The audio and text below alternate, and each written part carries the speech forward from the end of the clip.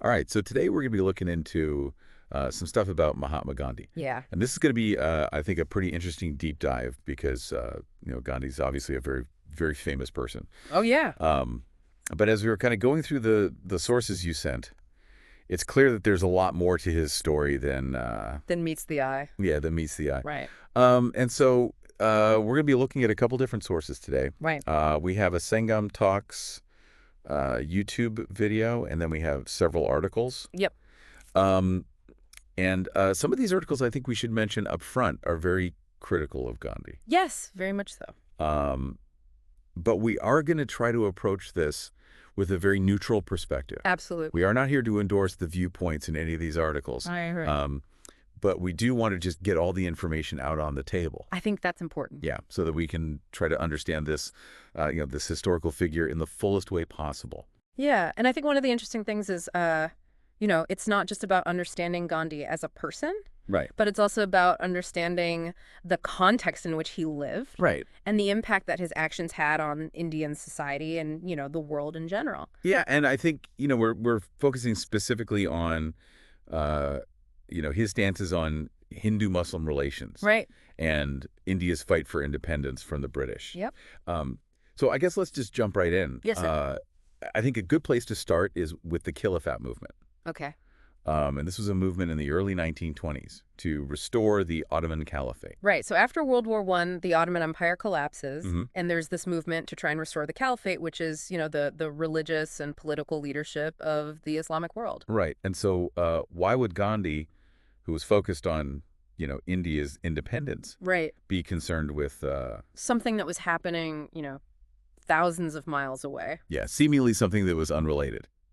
Yeah, so this is where things get interesting. Gandhi saw this as an opportunity to unite Hindus and Muslims in India Okay. in a common cause against British rule. Okay. Right, so the British Empire had just come out of World War I. Mm. There was a lot of anti-colonial sentiment brewing around the world. Mm. And Gandhi thought that by supporting the Khilafat movement, he could, kind of tap into that sentiment Got it. and create a united front against the British. So he saw this as a way to kind of build a coalition. Exactly. Yeah, okay. Bring people together under a common cause. Right. Okay. But did that actually work?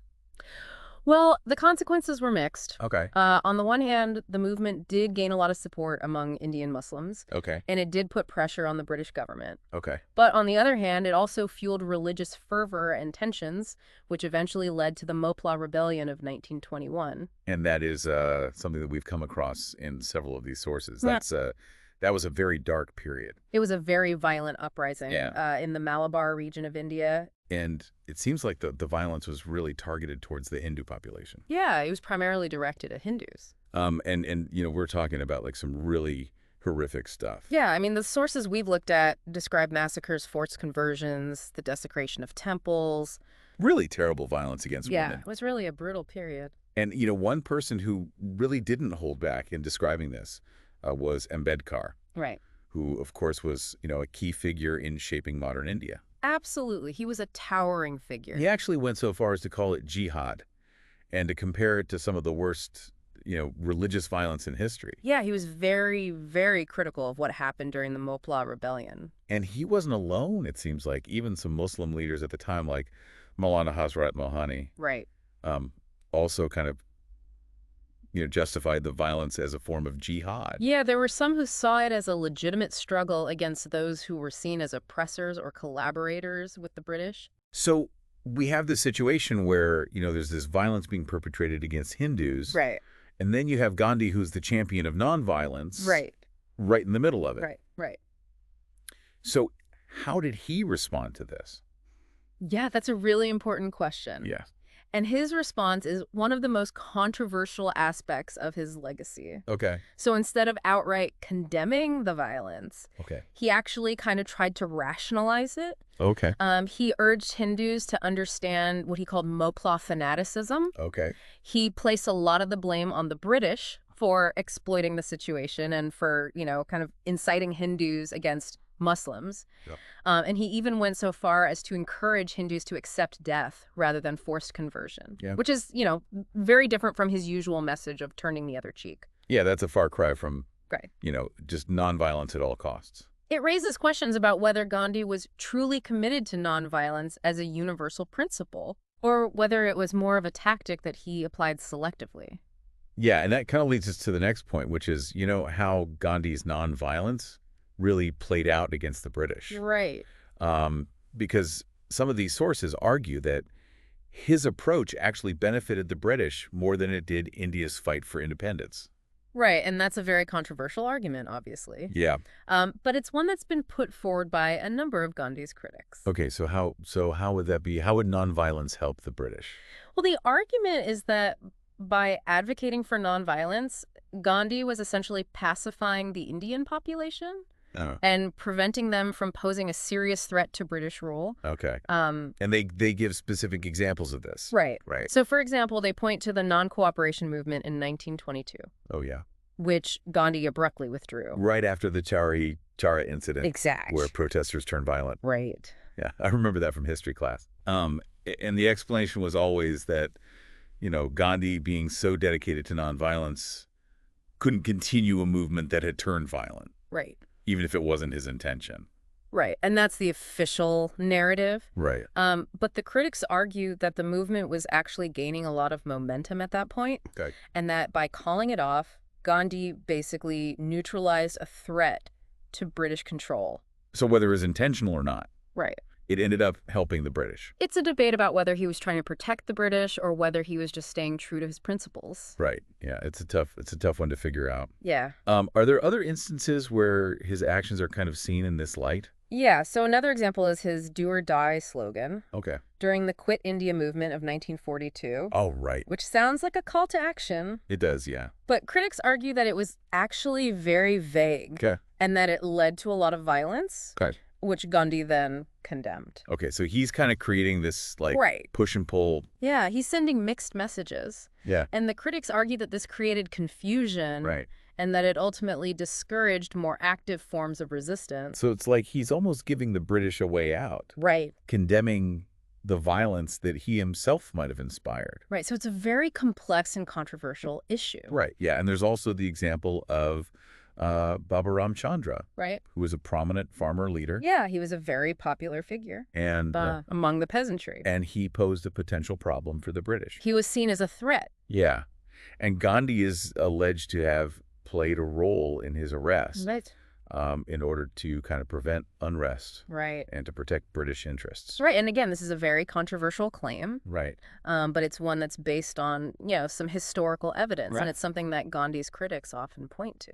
Yeah. And how about his reactions to General Dyer, who was responsible for the Jallianwala Bagh massacre, versus Udham Singh, who assassinated Michael O'Dwyer to avenge that massacre? So you have these two very different figures. Right. General Dyer, who was, a British military officer who ordered the massacre of unarmed civilians. Right. And Udham Singh, who was an Indian revolutionary who, took revenge for that massacre. Right. And Gandhi's reactions to these two figures were very different. Okay. He actually offered forgiveness towards General Dyer. Wow. While condemning Udham Singh's actions as insanity. Yeah.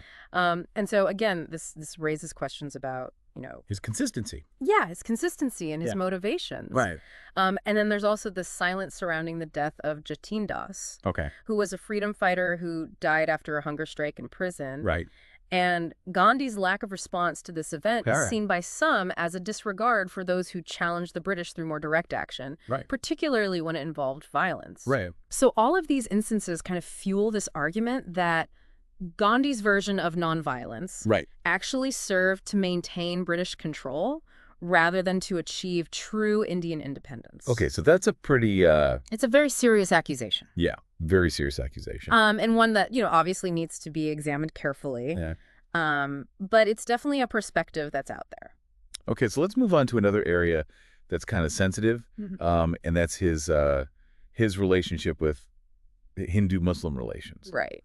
And I think it's important to state up front that some of these sources make some really intense accusations. Yeah, they did. Suggesting that Gandhi was inherently against Hindus. Right. And that he favored Muslims. Right. Often to the detriment of Hindus. Yes. And just to be clear, we're not saying that we believe those accusations. Yeah. Oh. We're just saying that these are the viewpoints that are presented in these sources. Right. It's important to be transparent about where these ideas are coming from. Right, exactly. And to, present them in a neutral way. Exactly. Okay. Yeah. So what are some of the examples that they give to support these claims? Okay, so one example is Gandhi's modification of the Hindu devotional song Ram Dhoon to include the name Allah. Okay. And critics interpret this as an attempt to impose Islamic elements on Hindu practices. Okay. They also point to his unwavering support for the Khilafat movement. Right, which we've already discussed. Yeah, which, as we've seen, had some very negative consequences for Hindus during the Moplah Rebellion. Right.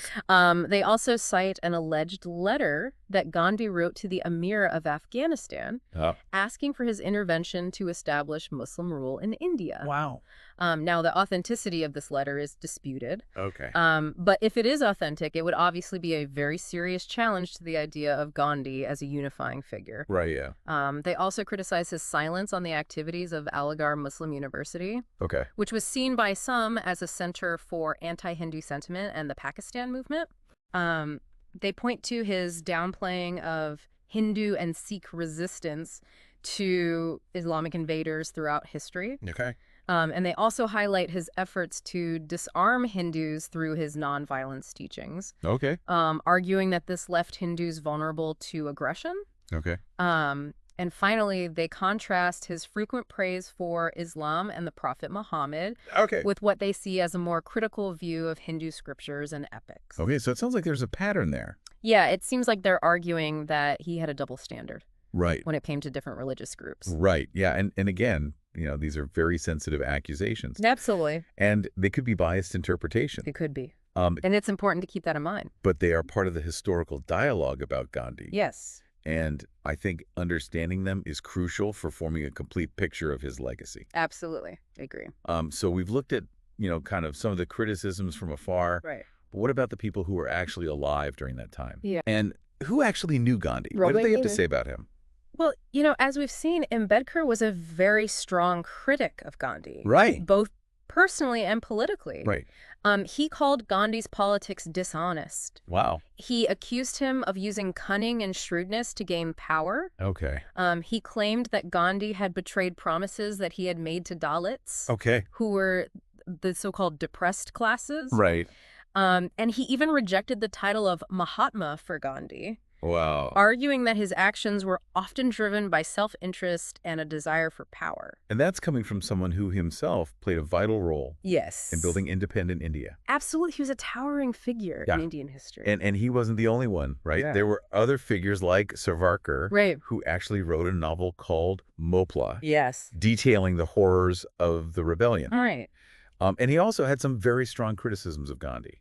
Yeah, he saw the violence as a direct consequence of Gandhi's approach and alliances. Yeah. Right. Okay, so it's interesting how these alternative narratives about Gandhi seem to have been pushed aside or minimized. Yeah, it's almost like there's been an attempt to kind of sanitize his image. Yeah. And to present him as this, saintly, untouchable figure. Right. And our sources even mentioned the banning of Godse's speech, where he explained his assassination of Gandhi, and the suppression of historical accounts that challenged the kind of dominant story of Gandhi. Right. So it's like there's been a real effort to control the narrative. Yeah, it seems like there's been a reluctance to engage with the more controversial aspects of his life. Yeah. And I think that's unfortunate because, in order to truly understand someone, you have to look at the good and the bad. Right. You have to look at the whole picture. Yeah. I mean, it almost seems like there's like this fear of tarnishing his image. Yeah. There's a fear that if we acknowledge his flaws, it will somehow diminish his accomplishments. Right. But I think as we've seen in this deep dive, you can't really separate the two. No, you can't. You have to look at the whole person. You have to look at the whole person in context. Yeah, and I think that's really what we're trying to do here. Absolutely. Yeah, and I think it's kind of hard because we have this limited set of sources. Right. And we're trying to understand this very complex figure. Yeah, it's like we're working with a few pieces of a very large puzzle. Right. And it's tough to draw any definitive conclusions based on that. Yeah. But I think even with what we have, we can start to ask some really interesting questions. Yeah. For sure. And so I guess based on what we've seen so far, what do you think some of Gandhi's biggest blind spots might have been? That's a tough one. Right. I think one thing that stands out to me is his just unwavering faith in the goodness of humanity. Okay. Even when faced with horrific events like the Moplah Rebellion, Right. he seemed to almost search for ways to understand and even excuse the perpetrators. Okay. And, it's possible that this led him to make decisions that in hindsight weren't in the best interests of everyone involved. Yeah. Um, It's almost like he was trying to force reality yeah. to fit his worldview I think that's a good way to put it. instead of letting reality kind of challenge his worldview. Right. And, that's something that I think a lot of us struggle with. Yeah. It's easy to get attached to our beliefs and our ideologies. Right. And it can be very difficult to let go of them, even when we're confronted with evidence that challenges them. Yeah, for sure. And speaking of beliefs, his use of religion, especially his engagement with Islam, is something I'm still trying to wrap my head around. Yeah.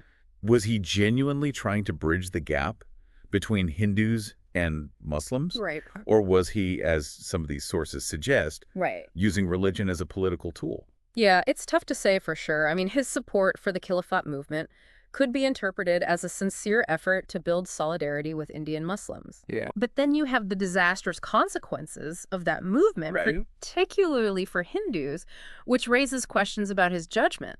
Yeah. Did he truly understand how easily religious fervor can turn violent? Right. And that kind of goes back to what we were talking about earlier. Yeah. About his unwavering faith in humanity. Right. Like maybe he just didn't believe that people were capable of that level of violence. It's possible that he underestimated the power of religious extremism. Yeah, for sure. And then there's also the critique that his emphasis on nonviolence, Right. while noble in principle, Yeah. might have inadvertently disempowered Hindus Okay. and left them more vulnerable to those who are willing to use force. Right. And that's a point that's raised by a lot of his contemporaries, including Ambedkar. Yeah. They argue that by promoting nonviolence as the only acceptable form of resistance, Right. he unintentionally created an imbalance of power Okay. that made certain groups more susceptible to violence. So it's almost like a paradox. Yeah. He was trying to create a more peaceful society. Right. But by doing so, he might have actually made it easier for some groups to be victimized. Right. Because if you're not willing to defend yourself, Right. then you're more vulnerable to those who are. Yeah, and I think that's something that we see throughout history. Absolutely. That pacifism only works if everyone is playing by the same rules. Right. And unfortunately, that's rarely the case. Yeah, so Yeah. seems like Gandhi's legacy is just full of these contradictions. Yeah, I think that's a good way to put it. He's celebrated as this symbol of peace and unity, Right. but his actions often led to violence and division. Right. And I think that's what makes him such a compelling and challenging figure. Yeah, for sure.